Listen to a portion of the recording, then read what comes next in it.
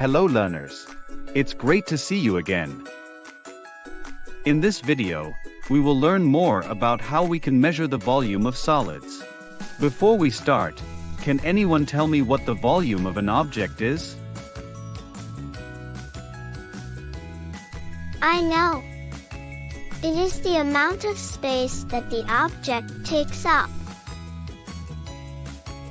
But teacher, how do we measure the volume of a solid? Well, let's find out. For this experiment, you will need a marble, an eraser, 250 milliliters measuring cylinder and 200 milliliters of water. To set up the experiment, fill the measuring cylinder up to the 200 milliliters mark with water. We will start by finding the volume of a marble.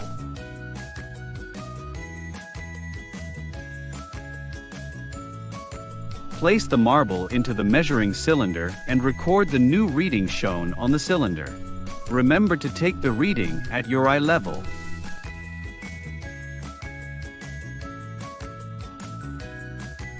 Pause and note down the new reading.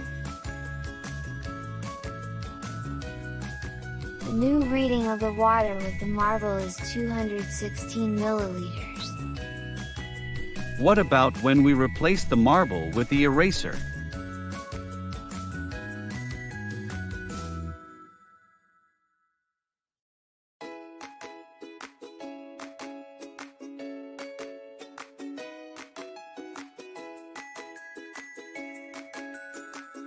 What is the new reading shown this time?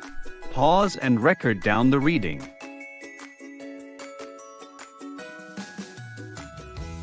The new reading of the water with the eraser is 238 milliliters. It's more than the marble.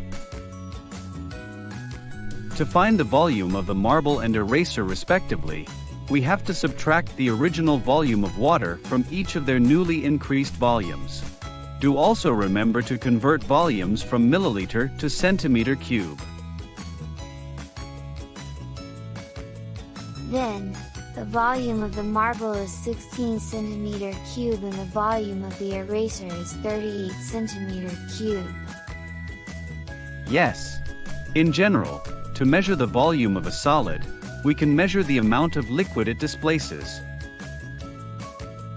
Great job on completing the video. I hope to see you soon.